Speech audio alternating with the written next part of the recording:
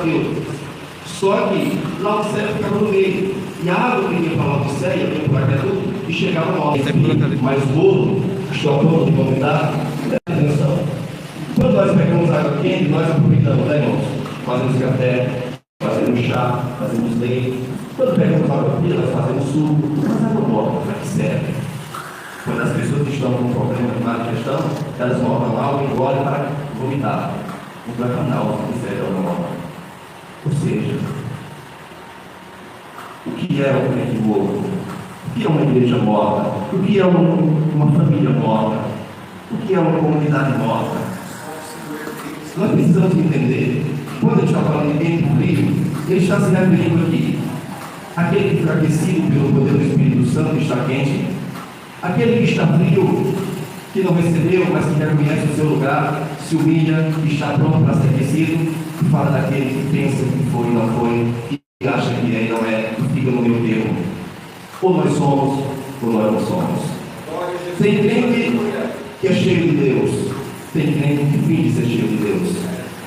Quando a gente vai para a Bíblia, a gente vê os filhos de Arão, Nadab e Abiú, eles não tinham fogo santo, né? Eles estavam sem a presença de Deus, e ali fizeram fogo estranho para o altar. O que aconteceu com eles? Morreram. Tem muito crente, né, irmão? Tem muitos crentes que não têm o dom de profetizar, mas profetizam. Não tem o dom de falar em língua, mas fala. Não tem o dom de curar, mas inventa de fazer tudo. Irmãos, nós precisamos aprender uma coisa: não há problema do cristão ser fraco. O problema não é o cristão ser fraco, o problema é o cristão fingir que é forte. Aleluia. Olha o que ele vai ensinar para nós aqui, presta atenção. Ele diz: como dizes rico sou, e estou enriquecido, e nada me falta, e não sabes que és um desgraçado, miserável, pobre, servo e nu? Ele está falando de uma igreja opulenta, porque ela estava na região onde tinha grande comércio, ali onde eles tinham muito ouro, eles eram muito ricos, né? Laodiceia, né? Dominava a moda, né? Tinha muitas fábricas, né? Ali a indústria têxtil era grande ali. Então era um povo que tinha tudo. Grandes universidades, era uma cidade completa, tinha grandes médicos, boa medicina, tinha grandes doutores, muitas escolas. Então era um lugar que a igreja estava bem sucedida. Quando eu olho para isso, eu fico observando a igreja moderna de hoje. A igreja moderna de hoje está assim. Os pastores pregando por dinheiro, os cantores cantando por dinheiro, buscando fama, sucesso, status, bem-estar, buscando glória para si, igual a igreja de Laodiceia. E quando eles estão lá no topo, eles dizem: nós temos tudo, nossa igreja é cheia, nossa igreja tem tudo, nossa igreja, os irmãos são bem prósperos, os irmãos são bem ricos, não temos falta de nada. Bem-aventurada é a igreja que tem sede de Deus. Glória a Deus. Bem-aventurada é a igreja que tem sede de Deus. Porque quando Pedro e João chegaram à porta do templo, um paralítico chegou para ele e pediu esmola. E eles disseram: nós não temos ouro nem prata, mas o que tem me dou. Em nome de Jesus, levanta e anda. Não está faltando ouro e prata nas igrejas de hoje. Não está faltando. As igrejas estão cheias de ouro e prata. Está faltando levanta e anda. Eles não tinham ouro nem prata, mas tinham a unção de Deus. Mas hoje tem ouro e prata, mas está faltando levanta e anda. Aleluia. Glória. É isso que o Senhor quer fazer conosco. E essa mensagem que Deus traz para nós nessa noite. Deus quer que todos nós aqui, todos vocês aqui, aprendam uma coisa: melhor do que o ouro e a prata, que é a unção de Deus. É isso que Deus quer para nós e para a nossa família. Deus não quer que nós sejamos uma família morta. Deus não quer que tenhamos um casamento morto. Deus não quer que tenhamos uma igreja morta. Deus quer um povo aquecido pelo poder de Deus. E olha o que ele vai dizer aqui: que eles diziam ser ricos, mas o Senhor vai chamar de pobre. Olha o que ele vai dizer: como dizem que pessoas estou enriquecido e nada tenho falta, e não sabe se é desgraçado, miserável, pobre, servo e nu? Aconselho-lhe que me compres ouro provado no fogo. Eles diziam que eram ricos, eles tinham ouro, eles tinham prata, o Senhor chama de pobre. Mas a igreja de Esmirna verdadeiramente era pobre, não tinha ouro nem prata. Mas o Senhor diz: eu conheço a tua tribulação e pobreza, influência. Quando lemos Efésios, capítulo 1 e o capítulo 2, nós aprendemos uma coisa. A riqueza que Jesus veio trazer para nós não foi essa riqueza material, que a ferrugem come, que a traça corrói, que o ladrão rouba. A riqueza que Jesus veio trazer para nós é aquela que está lá em Efésios, é a riqueza da sua graça. Lá diz que Ele nos abençoou com todas as bênçãos espirituais nos lugares celestiais em Cristo Jesus, em quem temos a redenção pelo seu sangue. Essa é a nossa riqueza, esse é o nosso tesouro, essa é a nossa porção, e é isso que Ele quer que nós aprendamos, porque a igreja de Laodiceia está bem próspera, talvez uma liturgia bonita, talvez os pregadores tenham as pregações mais bonitas, talvez as mulheres se vestiam tão bem, talvez aquela igreja tenha um bom testemunho, uma boa reputação, mas faltava uma coisa naquela igreja: faltava o verdadeiro fervor, faltava o verdadeiro amor, faltava a humildade. E quando nós, irmãos, pensamos que sabemos, Paulo vai dizer que nós estamos sendo tolos. Quando pensa que alguma coisa não sendo nada, ele está mesmo. Muitas das vezes a gente diz: eu sou o que mais prego. Às vezes um diz: não, eu sou o que mais cano. Eu sou isso, eu sou aquilo. Toda honra e toda glória seja para Ele. Ele, por Ele, para Ele são todas as coisas. A Ele toda glória. Quem somos nós, irmãos, para se gloriar de alguma coisa? Aqueles que assim se humilham serão exaltados, mas aqueles que se exaltam serão humilhados. A Bíblia diz que Deus exalta os humildes, mas rejeita o soberbo. Ele dá graça aos humildes, mas os soberbos eles rejeitam. Então era assim que estava acontecendo com essa igreja. Eles tinham tudo, mas lhe faltava o principal: o reconhecimento de que a glória era de Deus. Eles faltavam entender que eles precisavam ser cheios de Deus, porque eles estavam vivendo de aparência. Tem muitas pessoas mortas vivendo de aparência. Muitas pessoas que parecem estar bem estão arrasadas. Pessoas que demonstram na sua face, no seu dia a dia, estarem bem vivos, mas estão mortos por dentro. Eu vou dizer para vocês: que vem ou então a igreja, eles não morrem assim de uma hora para outra. Muitas das vezes ele morre aos poucos, quando ele pensa que está morto. Você sabe qual é a prova do crente morto? É quando ele não tem mais a capacidade de agradecer a Deus. Como que pode um cristão amanhecer o dia, levantar o seu pé da cama e não agradecer a Deus pelo ar que respira, pelo dom da vida, pela família, pelo alimento, pela respiração? Como que pode? Por que pode o cristão estar com o seu coração batendo e não agradecer a Deus por isso? Por que pode o cristão estar com o seu pulmão funcionando e não agradecer a Deus por isso? Ficar se lamentando, se reclamando, se queixando por causa de coisas fúteis. Deus não quer que sejamos Laodiceia. Deus quer que sejamos Filadélfia, Esmirna, que mesmo da pouca força não é igual. Deus quer que nós sejamos crentes aquecidos e não brancos. E olha o que ele vai dizer. Ele vai dizer assim: olha, aconselho-lhe que ele me compre ouro provado pelo fogo. O ouro que Deus quer para nós, irmãos, não é o ouro, não é esse ouro aqui. O ouro que Deus quer que nós tenhamos é o ouro que representa a glória de Deus. O Senhor não quer que nós venhamos estar focados nas coisas dessa vida, porque Paulo escreveu aos Coríntios e diz: não atentais para as coisas que vocês veem, porque as coisas que vocês veem são temporárias. Atentem para as coisas que vocês não veem, porque essas são eternas. Aleluia. A igreja de Laodiceia estava bem localizada, bem abastecida, bem prósperas, mas estava faltando muita coisa. Eles tinham os melhores médicos. A história fala que eles tinham os melhores remédios para olhos, colírios. Eles tinham as melhores faculdades, tinham muitos conhecimentos, mas o Senhor disse que eles estão cegos. Porque o meu conhecimento, o nosso conhecimento e a nossa visão carnal, sem conhecimento específico de Deus, Paulo diz que é como espírito, não tem valor. E assim estava a situação dessa igreja. Eles tinham as melhores roupas, as maiores grifes. O Rei Escarlata era o comércio principal ali daquele povo. Eles tinham grandes fábricas de roupas. se vestiam bem. Talvez o terno daqueles irmãos da Odisseia eram os mais finos, eram os mais belos. Talvez os vestidos das irmãs fossem os mais bonitos, compostos, talvez até resplandecentes, esplêndidos. E o Senhor disse: tu és nu, tu estás nu. Sabe por quê? Porque não vale nada estar vestido por fora e despido por dentro. Deus quer que nós nos revistamos do poder de Deus, da presença de Deus, da unção de Deus. Deus não quer que vivamos de aparência.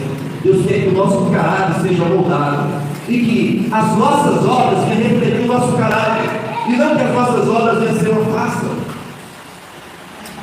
Essa igreja tem reputação, mas o caráter dela estava comprometido. Assim, irmãos, são muitas igrejas hoje. Tem uma fama: irmão, eu sou da igreja tal, sou do ministério tal. Aí tem aquela maior satisfação de mostrar o tempo, né? O seu pastor famoso da internet. Às vezes tem essa boa reputação, mas o caráter está comprometido. Às vezes está faltando caráter no pastor, às vezes está faltando caráter na direção da igreja, às vezes está faltando caráter nos obreiros, às vezes está faltando caráter até na forma de pregar, às vezes estão enfeitando o evangelho, porque é assim que acontece com muitas igrejas. Quando falta a unção de Deus, eles trazem uma emoção. Quando falta a presença de Deus, eles enfeitam o altar. Quando falta o verdadeiro Deus, eles fazem ser o outro. E nós precisamos entender que a verdadeira igreja não é os grandes prédios, não é as grandes denominações, mas a igreja de Cristo vai dizer o mesmo João, aqui em Apocalipse, lá no 14, que é os que guardam os mandamentos de Deus e o testemunho de Jesus. As testemunhas fiéis. Essa é a igreja de Cristo. Embora nós tenhamos o ministério, nosso ministério, a igreja cristã, verdadeira adoradora, aqui a igreja, nome, Deus seja louvado. Ali tem outra, Madureira, Assembleia de Deus, Congregação Cristã no Brasil. Isso são placas. Igreja somos nós. Aleluia! Quando o Senhor mandou essa carta, Ele mandou essa carta para 7 igrejas que estavam localizadas ali na Ásia Menor. Todas elas ali, né? Próximo ao Rio Lim, as margens do Rio Lim. Mas essas igrejas, embora fossem em localidades diferentes, essas igrejas foram vistas na visão como aquela que tinha um supervisor, que era Cristo. Então essas igrejas têm um supervisor. Ele está supervisionando, ele está observando. Aquelas que não tiverem de acordo, ele vai dizer em uma das cartas: cuidado, porque eu posso tirar o castiçal de vocês.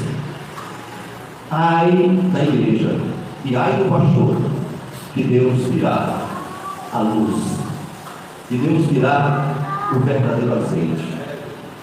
Moisés falou: fala para o povo que traz azeite puro da oliveira batida, para que se acenda a azeda, para que permaneça acesa. Você sabe o que é o azeite puro da oliveira batida? Existia uma prensa chamada de morte atufona, que prensava a azeitona para fazer azeite. E quando esse azeite era puro, era semelhante àquele, quando nós conhecemos o candeeiro, e tinha aquele gás que era puro, eles colocavam no candeeiro e ela ficava acesa a noite toda. Mas tinha aqueles gás adulterados, que tinha água dentro, alguma outra substância, e o pavio ficava pipocando, criava ali uns carvãozinhos e acabava ficando. A oliveira é Cristo, foi esmagada na prensa. O azeite é o Espírito Santo. Essa é a oliveira, esse é o azeite puro. Se nós, irmãos, sairmos disso aqui e começarmos a trazer invencionismo, a trazermos coisas que não estão de acordo com as Sagradas Escrituras, pode ter certeza, a lâmpada apaga. Para que a lâmpada permaneça acesa, nós temos que estar de acordo com as Sagradas Escrituras. Por isso que o cristão tem que amar a Bíblia. Por isso que o cristão tem que entender que esse livro é uma carta de Deus para o seu povo. Por isso que os cristãos têm que aprender a ler Bíblia, têm que aprender a se alimentar da palavra, porque esse é o pão da vida. Olha o que ele vai dizer aqui. Ele diz assim, ó, compre de mim, ouro provado no fogo, para que tenha riquezas. Essa igreja tinha tudo e estava pobre. Tem muitos crentes que têm Hilux, tem casas lindas e são pobres para Deus. Mas tem crente que Aleluia! E é rico na presença de Deus. E ele vai dizer mais. Ele vai dizer: e vestidos brancos para que ele vistas. Mas eles não tinham roupas. Por que eles estavam nus?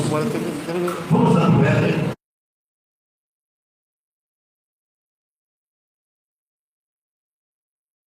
Ou seja, um cordeiro. Por isso que ele vai dizer o cordeiro que foi morto desde a fundação do mundo.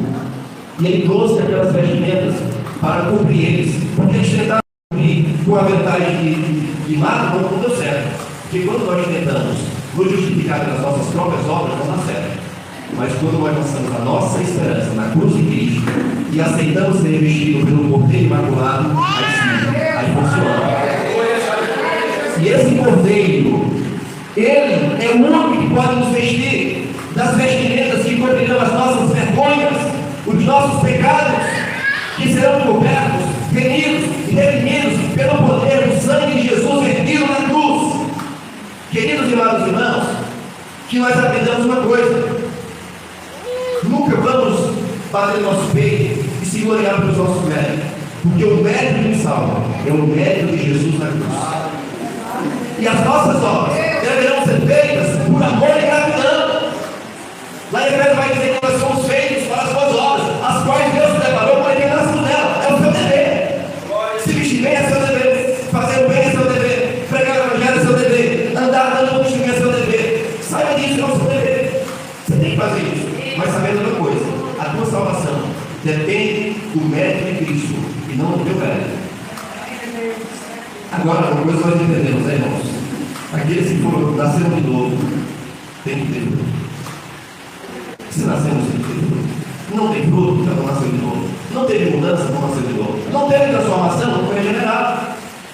E eu creio que o desejo do irmão é o mesmo meu, que sejam regenerados. Será que vale a pena essa igreja me encher de pessoas que não nasceram de novo? Faz sentido, irmãos? Não faz sentido. Deus ajuda que ela novo, Deus ajuda que ela encha e não precisa, e seja preciso fazer outro porque não cai. Deus ajuda que ela encha, mas de pessoas que venham a ser transformadas para ir para a glória.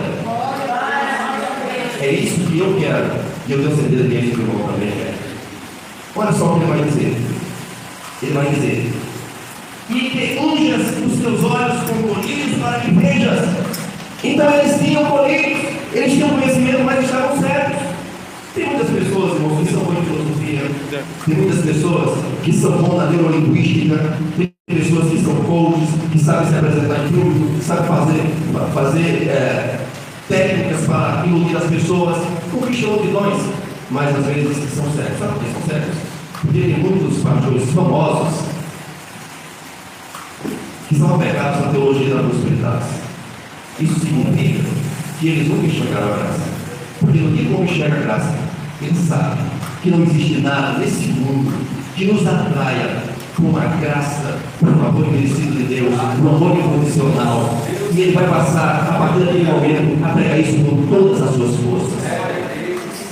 Queridos e amados irmãos, se tem uma coisa nesse mundo que eu amo, é almas. Se tem uma coisa nesse mundo que para mim tem valor, é uma alma. Eu prefiro uma alma do que esse mundo inteiro. Porque por esta alma, Cristo Jesus verteu seu sangue, que é o bem mais precioso. E por isso que nós devemos viver dessa maneira. Nós não podemos olhar para as pessoas que estão na sarjeta e pensar assim: aquela pessoa não presta, não tem valor e não tem mais jeito. Pelo contrário, nós devemos olhar para essas pessoas e dizer assim: Senhor, que o sangue precioso do Calvário que caiu sobre mim e que me transforma ele, Pai. E nós temos que aprender a olhar para essas pessoas e entender que são nossos semelhantes e que Cristo Jesus morreu por todos eles. E aprender a orar: aprender a jejuar, aprender a clamar por amor às almas. Como David Brennan disse: Senhor, eu preciso dessas almas, Senhor, e nessas almas, Senhor, eu morro, Senhor, e pregar intensamente naquela tribo, no meio dos canibais, correndo risco de ser morto, com tuberculose, cuspindo sangue, orando, jejuando, até que Deus veio e converteu a tribo. Como John Knox na Escócia, que olhou para aquela cidade pervertida e falou: Senhor, me dá a Escócia, senão eu morro. E Deus fez comigo isso com aquele homem. E ele pregou para a Escócia, e a Escócia se converteu de tal forma que os templos católicos se converteram em templos cristãos. Queridos amados irmãos, tem uma coisa que Deus quer que nós façamos para olhar para as almas. Deus não quer que nós ficamos dizendo: Senhor, me dá um carro, me dá uma mansão, me dá dinheiro, me dá isso. Não, é de almas, porque o que tu precisa, Deus supre. Aleluia. É de almas, porque tu pedindo alma, Deus salva teu filho, Deus salva teu tio, Deus salva teu parente, Deus salva teu vizinho. Enquanto você perde o tempo pedindo bens materiais, o Senhor está querendo que tu percas para ele operar naquele que está na tua casa, no teu lar. É isso que Deus quer de nós. E essa carta para nos ensinar isso. Olha o que ele vai dizer. Ele vai dizer assim: olha, eu repreendo e castigo a todos quanto amo. Você está pensando que crente provado aquele humano? Existe aí uma teologia lá, que tem pessoas que dizem assim: não aceito, provação na minha vida, eu não aceito. Existe alguém que está provado ali, porque não está pela Deus. Mentira. Isaías foi encerrado ao meio. Pedro foi crucificado. Paulo foi decapitado. Estevão foi apedrejado. Os homens de Deus mais fiéis foram os mais provados. João, esse aqui, ó. Esse aqui foi colocado em uma ilha deserta para trabalhar em serviço versado nas minerações. Distante de todos, solitário, no meio daquele deserto, parecia que era um fim. E com certeza ele dizia: mas Senhor, olha a minha situação, Senhor. Estava naquele lugar, como aquele que não tinha mais cidadania, como que foi desprezado da sociedade, como se não prestasse mais para nada. Mas quando ele chegou naquele deserto, e parecia que todo mundo tinha virado as costas para ele, o Senhor lá de cima disse: sobe, João, vem para cá, João. E levou ele até o terceiro céu, e trouxe para ele as gerações que nós estamos vendo nessa noite. Se você é um instrumento de Deus, você também será um exemplo em provações, em dificuldades. Mas pode ter certeza, quem participa das aflições de Cristo também participa das suas consolações. Deus prova os que ama.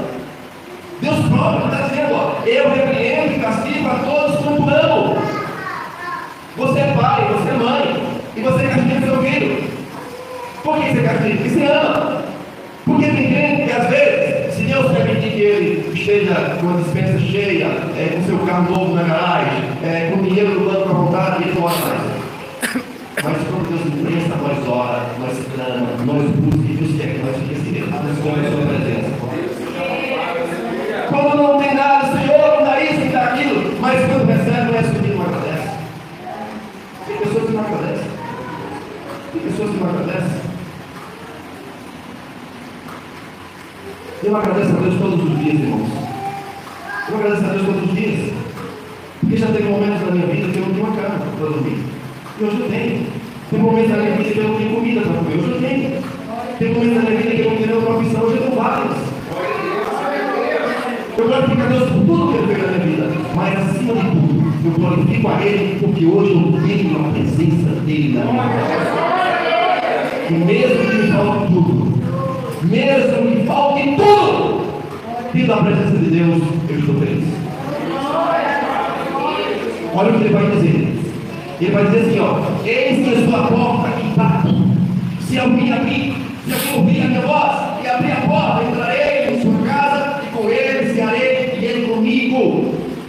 Quantas portas que Jesus não está batendo? Meu Deus. E não abrem. Jesus está esperando somente abrir a porta para vocês não abrem. Jesus está do lado de fora de muitas casas. Jesus está do lado de fora de muitas igrejas. Às vezes chamam o picareta para subir no púlpito. dá glória ao homem. Jesus está fora esperando uma vez dele, ninguém corrido. Muitas das vezes os homens querem atrativos, querem fazer com que as pessoas se atraiam por outras coisas, e esquecem que a atração da igreja é Cristo Jesus. Aquele que seria erguido e atrairia todos para si. Jesus deve ser a atração principal do mundo. Jesus deve ser a atração principal da igreja. É isso que o pregador tem que aprender a oferecer para o povo. O que é que vocês querem, gente? Vocês querem Cristo? Eu tenho Cristo para vocês. Vocês querem Cristo? Venha! Façam como aqueles discípulos. Olha, eu encontrei um homem que parece um Messias, mas é daquele mesmo? Vem ver. Vem ver. É isso que eu digo para vocês. É Cristo. O que é que as famílias precisam? De Cristo. O que é que os casamentos precisam? De Cristo. Cristo Jesus. A nossa vida tem que ser cristocêntrica.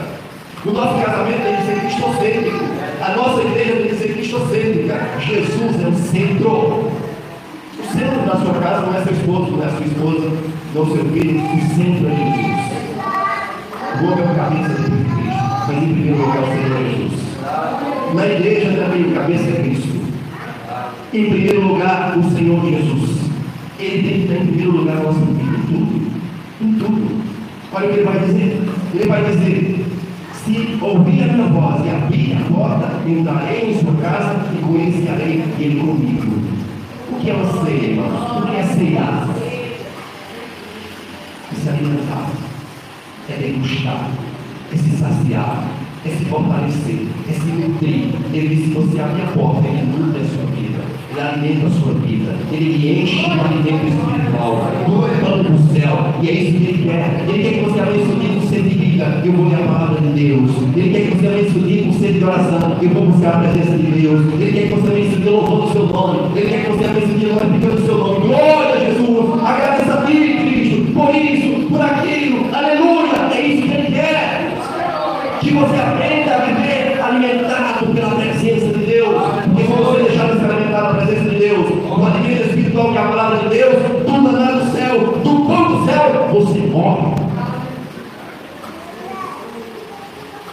E ele vai dizer assim: olha o que ele diz: a outra dizer, lhe concederei que se assente comigo no meu trono, assim como eu me assentei com meu Pai no seu trono. Essa é a promessa de Jesus. Sempre da minha coroa.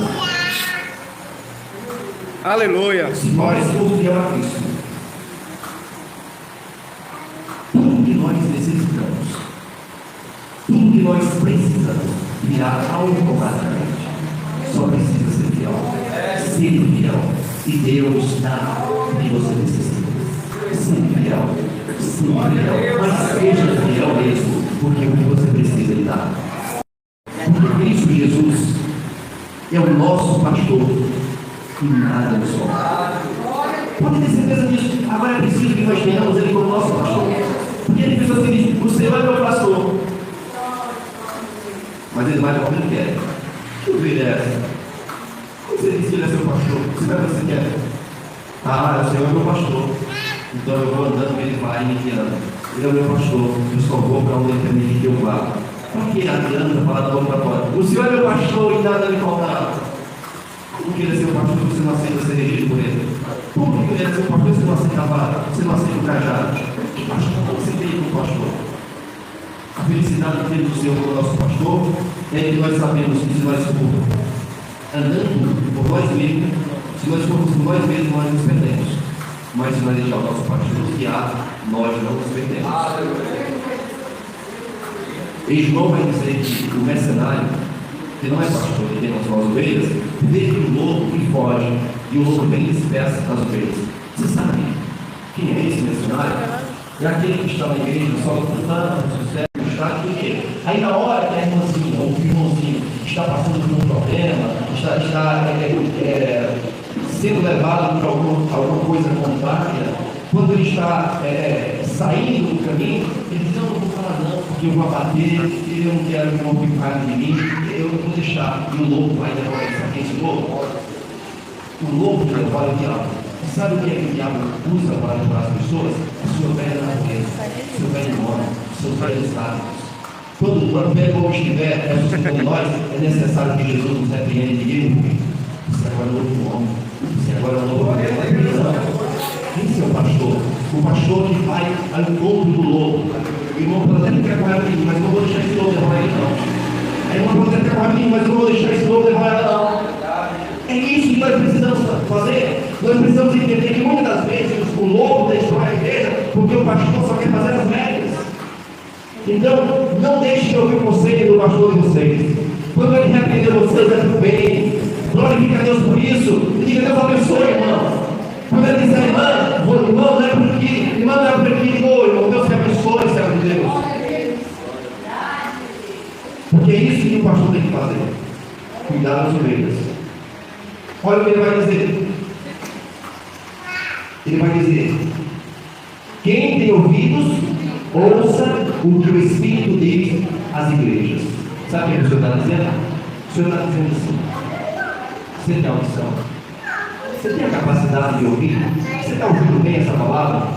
Você está ouvindo? Então guarda. Tem ouvido? Ouça. O Espírito diz às igrejas. Aleluia. Vamos parar de ouvidão. Vamos parar de ouvidão. Os hospitais lá estão cheios de pessoas precisando da nossa oração. Eu digo esses dias lá no regional. É gente demais. É corredor demais. Eu acho que o crente, irmãos, precisa realmente de algum momento de lazer, de estar com a família, tudo bem. Mas o crente precisa entender que ele tem um compromisso de ir atrás das almas. Enquanto muitas almas estão gemendo, tem crente jogando bola, tem crente assistindo televisão, tem crente no churrasco, tem crente subindo e descendo. Nós precisamos voltar às missões. Nós precisamos voltar aos presídios, aos hospitais, às ruas. Nós precisamos do encontro das almas que estão gemendo. Aleluia. Eu já encontrei pessoas na rua que estavam com as mãos dentro das camisas porque não tinham cobertor. E essa pessoa estava morrendo de frio. E algumas vezes eu fiquei triste porque os cobertores eram poucos, e dava para um, dava para outro, mas de repente acabava. Quantas vezes, irmãos, não tem pessoas que estão ali pelo mundo? Mas ele está nessa situação porque não vigiou. Certeza. Às vezes sim. Só que às vezes a circunstância que levou ele lá, você também suporta ali. É fácil julgar quando alguém está lá embaixo. Difícil a gente entender. Eu tenho certeza que esse é o projeto do irmão e o do irmão também. É formar uma igreja que saia. Porque esse deve ser o papel da igreja. Não é ficar em quatro paredes, não, é sair. É os que saem fora da porta. A igreja é isso. A igreja, ela sai. Por isso que a Bíblia vai dizer, o Senhor vai dizer que as portas do inferno não prevalecem sobre a igreja. Você sabe o que é isso? As portas é o quê? As portas não é uma arma de ataque, é de defesa. Ele não está dizendo, irmãos, que o inferno vinha e não ia vencer nós. Ele está dizendo que nós vamos. Ele está dizendo que as portas do inferno vão deter. As portas do inferno estão lá, vem pessoas escravizadas no presídio, pessoas escravizadas na sarjeira, nas vielas, estão lá, presas, escravizadas. As portas do inferno estão fechando ela. Mas chega um crente ousado e arrebenta a porta do inferno, arrebenta os candados, pega na mão dela e traz o inferno da presença de Deus. Aleluia! Glória a Deus! Prevalece sobre a igreja de Cristo. Essa é a função do crente. Vai em conta das almas, enfrenta o diabo. Enfrenta. Porque você não vai enfrentar você mesmo. Leva a palavra, é com a palavra, não vai com o teu ego, não, você se arrebenta. Vai com a palavra, porque foi com a palavra que o Senhor repreendeu o diabo no deserto. E é com ela que nós entendemos o diabo. É a palavra de Deus. Essa é a nossa área. Queridos irmãos, se nós ouvirmos essa palavra, nós nunca vamos ser Laodiceia. Nós vamos ser Cidadela. Nós vamos ser seguidos. Se nós guardarmos a palavra, nós nunca vamos ser bolo, nós vamos ser aquecidos. Se nós guardarmos a palavra, nós nunca vamos ser hipócritas. Como era essa igreja, vivendo de aparência, uma igreja narcisista. Temos tudo, de nada tenho falta, e conhecido sou. Narcisismo é aquela pessoa que acha que ela é tudo. Eu sou o melhor, eu canto melhor, eu prego melhor de mim. por mim e para mim, não ter por ele e para ele. Glória a Deus. Nós temos que aprender. O pobre de espírito é o humilde de coração, é aquele que entende a total necessidade de Deus, é aquele que se esvazia de Deus para poder ser cheio de Deus. E tenho certeza, talvez não fosse essa palavra que vocês quisessem ouvir, talvez não fosse. Eu creio que uma palavra dessa, em muitos casos, pode até alguém sair entristecido, mas eu tenho certeza, alguém vai sair daqui hoje de pé. Glória a Deus. Alguém vai sair daqui hoje aquecido. Alguém vai sair daqui entendendo que precisa melhorar a presença de Deus. E essa palavra não é só para vocês. Essa palavra é para mim também. Eu preciso melhorar. O irmão também precisa melhorar. Nós precisamos melhorar. Nós precisamos. Nós temos que reconhecer. Somos pequenos. Um dos maiores profetas, Isaías, disse assim: toda a nossa justiça é como um cabo de imunição. Quem sou eu?